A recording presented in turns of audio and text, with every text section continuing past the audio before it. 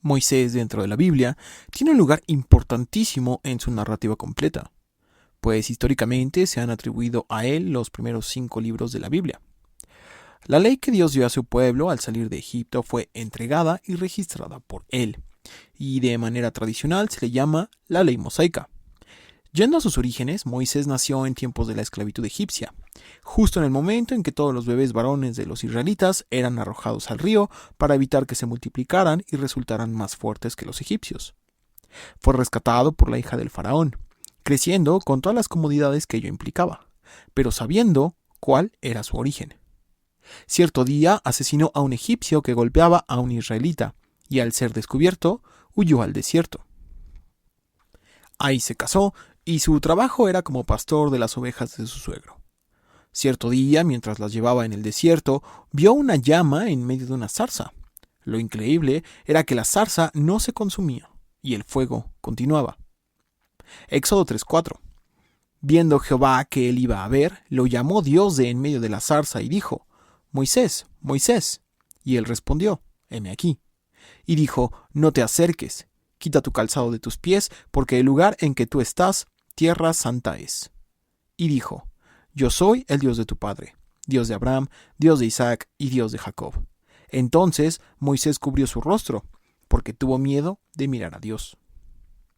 Después de presentarse, Moisés recibió el encargo de liderar la liberación del pueblo de Dios. Éxodo 3:10. Ven, por tanto, ahora, y te enviaré a Faraón para que saques de Egipto a mi pueblo, los hijos de Israel. Con certeza Moisés sabía algo del Dios de los patriarcas Abraham, Isaac y Jacob, aunque también de manera muy limitada. Lo anterior se demuestra por la siguiente pregunta que le hizo a Dios. Éxodo 3:13. Dijo Moisés a Dios: he aquí que llego yo a los hijos de Israel y les digo: el Dios de vuestros padres me ha enviado a vosotros. Si ellos me preguntaren: ¿cuál es su nombre?, ¿qué les responderé? Y respondió Dios a Moisés: yo soy el que soy. Y dijo: así dirás a los hijos de Israel: yo soy, me envió a vosotros. Aquí es donde nos detendremos. La presentación de Jehová como yo soy el que soy se queda corta en la traducción a nuestro idioma. Incluso podría decirse que también se queda corta y es parte de discusión hablando del idioma original. Y es que esa expresión tiene matices y capas que pueden orientar a uno u otro significado, sin exclusividad, aunque todas las opciones con un rango de validez. En concreto, la expresión utilizada puede significar acción continua, acción futura, estado permanente o proceso en desarrollo, por mencionar algunas.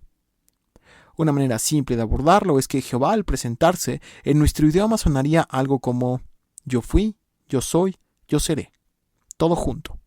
Esa continuidad o eternidad es parte sustancial del mensaje que Jehová quería transmitir a Moisés, y que a lo largo de la historia permaneció, en tiempos de Moisés, jueces, reyes, en el exilio y finalmente en tiempos de Jesús.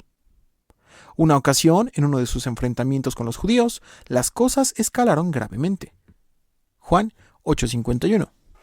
De cierto os digo, el que guarda mi palabra nunca verá muerte. Entonces los judíos le dijeron: ahora conocemos que tienes demonio. Abraham murió y los profetas. Y tú dices: el que guarda mi palabra nunca sufrirá muerte. ¿Eres tú acaso mayor que nuestro padre Abraham, el cual murió? Y los profetas murieron. ¿Quién te haces a ti mismo? Con intención de que Jesús mostrara sus cartas o solo por molestar, los judíos le hicieron la pregunta: ¿quién te haces a ti mismo? La provocación era implícita. Querían, según ellos, capturar a Jesús en alguna blasfemia que pudieran gritar a la gente y finalmente pudieran acusarlo. Así, la respuesta de Jesús fue asombrosa. Juan 8:56. Abraham vuestro padre se gozó de que había de ver mi día, y lo vio y se gozó. Entonces le dijeron los judíos: aún no tienes 50 años, ¿y has visto a Abraham? Jesús les dijo: de cierto os digo, antes que Abraham fuese, yo soy. Dentro de la discusión, Jesús dice que Abraham sabía de él. No solo eso, es como si Abraham hubiera conocido, de alguna manera, el plan que incluía a Jesús habitando en la tierra como un hombre. Remata diciendo sencillamente que él es eterno. Por eso dijo: antes que Abraham fuese, yo soy. Pero ese yo soy iba en al menos dos dimensiones. La primera refiriéndose a su propia divinidad, en la que el tiempo no es una limitante ni condición para Jesús. Él ha existido desde antes de la fundación del mundo. Y la otra fue aún más provocativa. El decir yo soy evocaba precisamente a la manera en que Jehová se presentó ante Moisés, cientos de años atrás, en la zarza que ardía. En otras palabras, y acorde a la narrativa del Evangelio de Juan, Jesús en la discusión les decía de una manera que ellos entendían que Jesús era también Dios. La reacción de sus adversarios demuestra que así lo recibieron. Juan 8:59. Tomaron entonces piedras para arrojárselas, pero Jesús se escondió y salió del templo, y atravesando por en medio de ellos, se fue.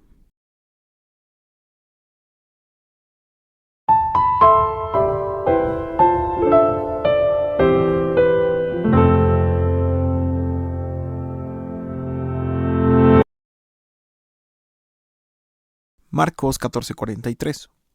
Luego, hablando él aún, vino Judas, que era uno de los 12, y con él mucha gente con espadas y palos, de parte de los principales sacerdotes y de los escribas y de los ancianos.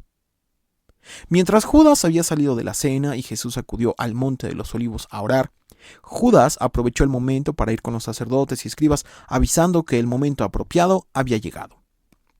Aquí es donde tiene sentido que, según la historia, Jesús dormía fuera de la ciudad de Jerusalén. El Evangelio de Juan, por ejemplo, lo ubica cenando en casa de Lázaro y sus hermanas Marta y María.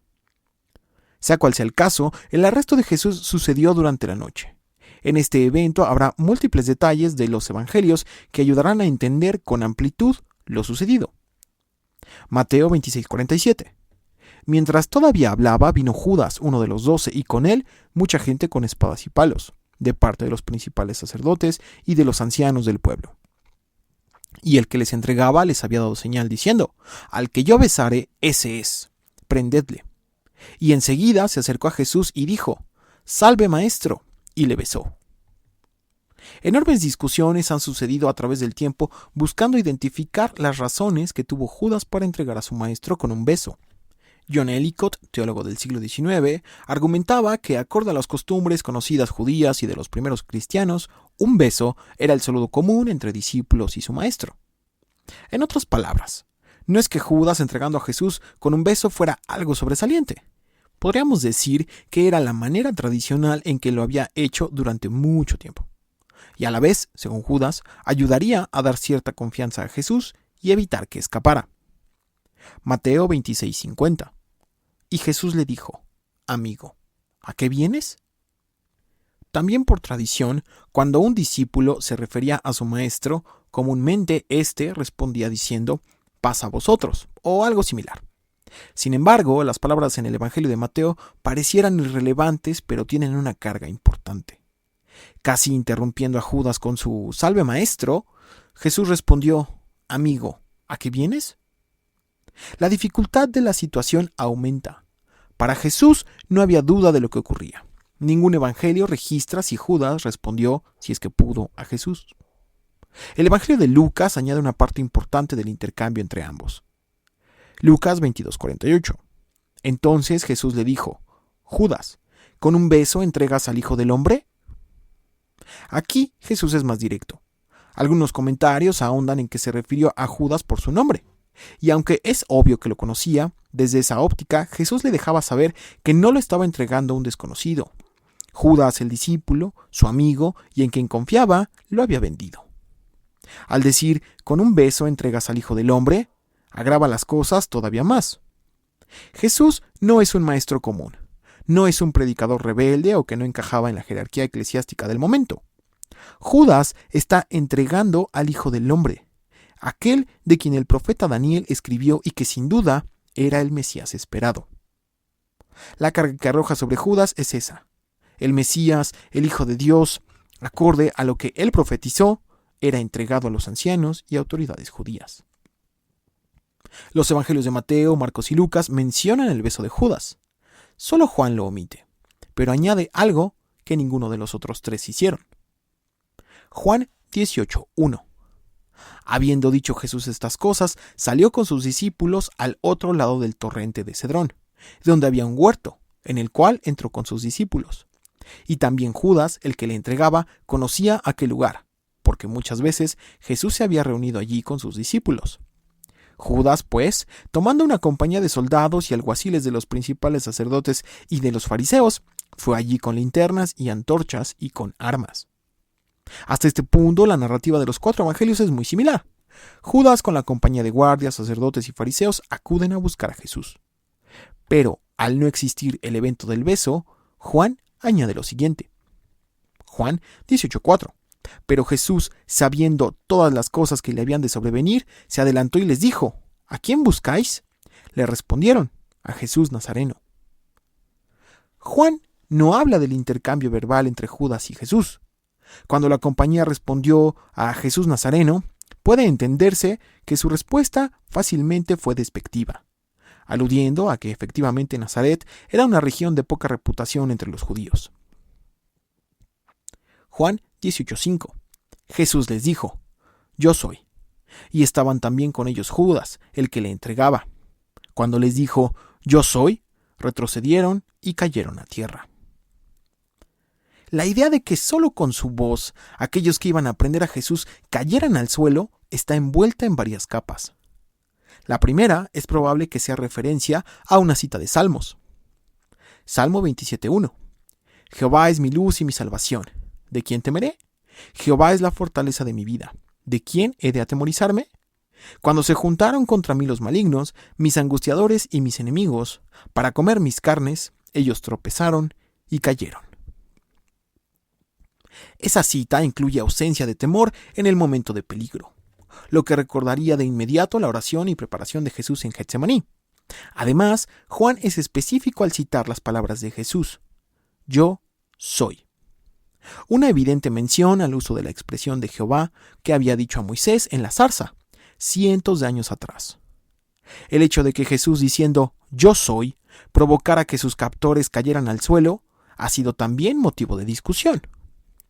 La Biblia de Estudio de Cambridge dice lo siguiente: si fue el efecto natural de la culpa al encontrarse con la inocencia absoluta o un efecto sobrenatural obrado por la voluntad de Cristo, es una cuestión que no tenemos los medios para determinar.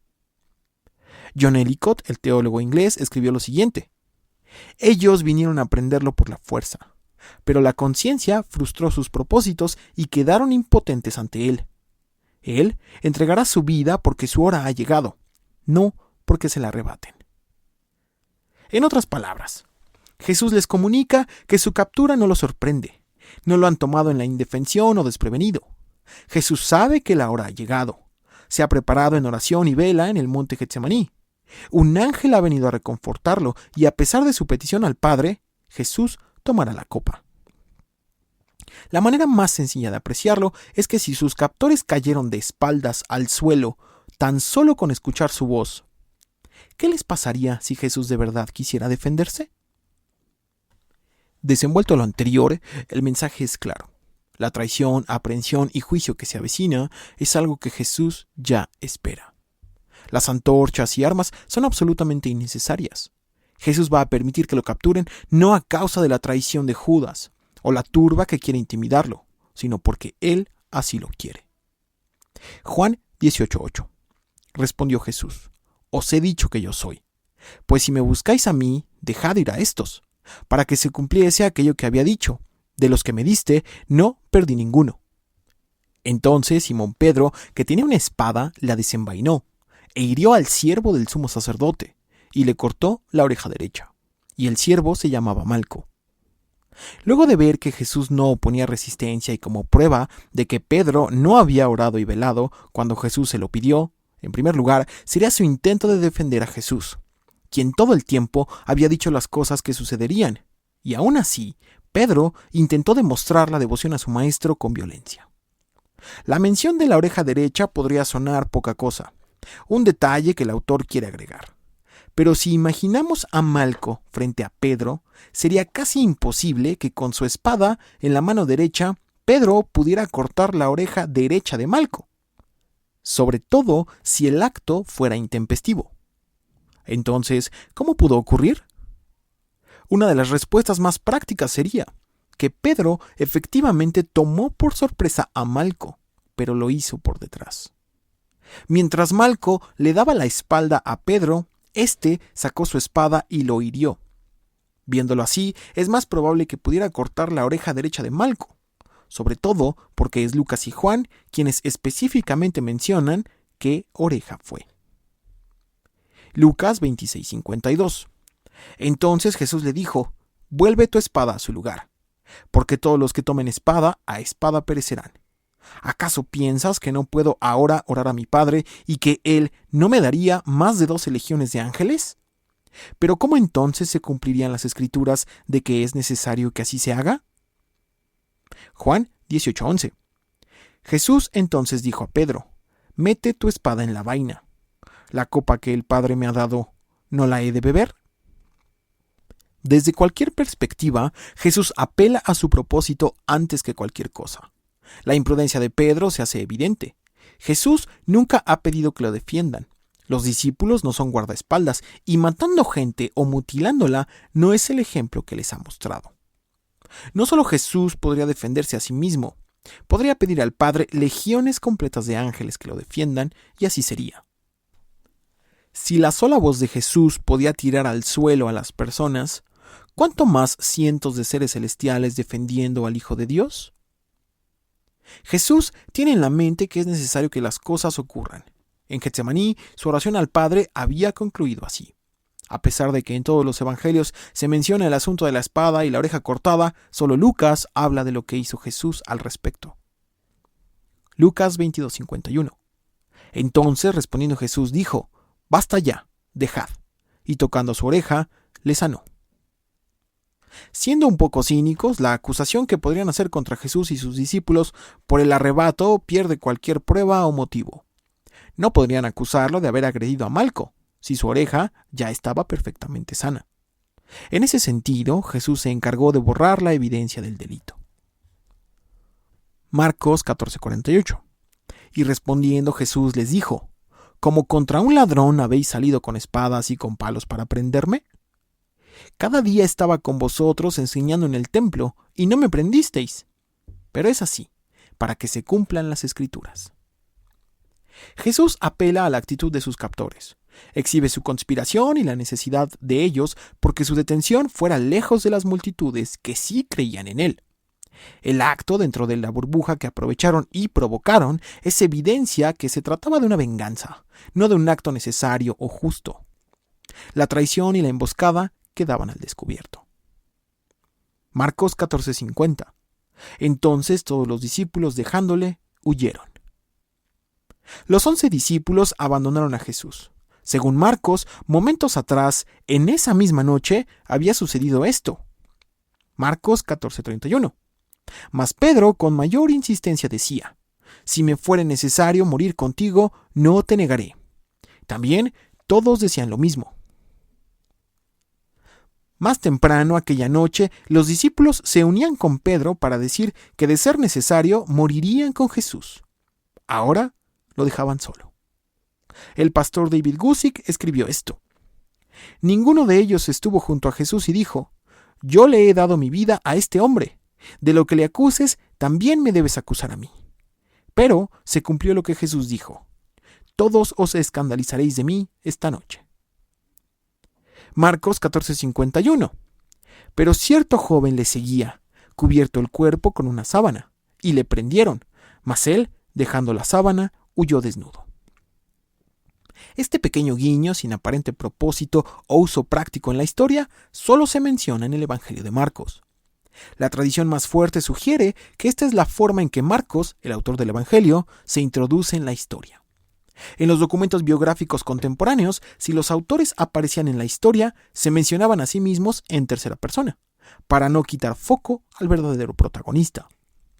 Un ejemplo claro lo vemos también en el Evangelio de Juan, donde Juan se refiere a sí mismo como el discípulo amado.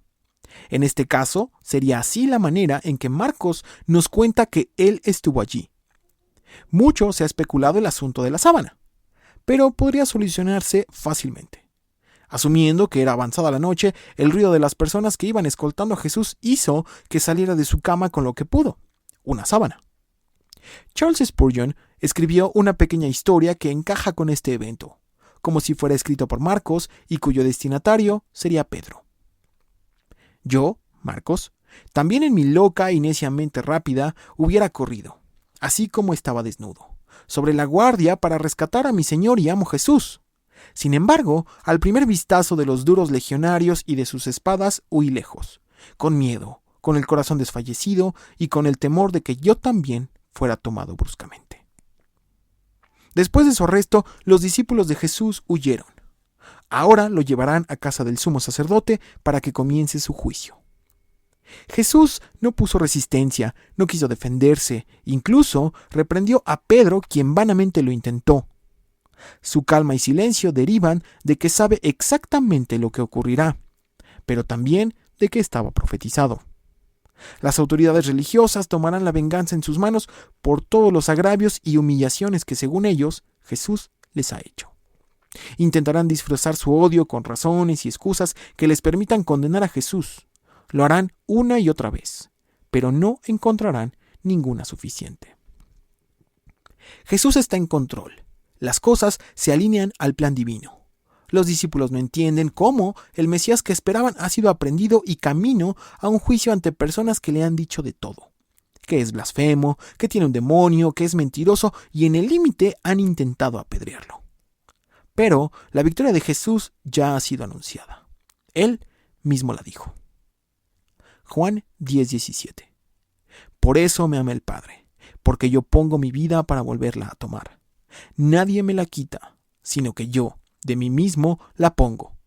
Tengo poder para ponerla y tengo poder para volverla a tomar. Este mandamiento recibí de mi Padre.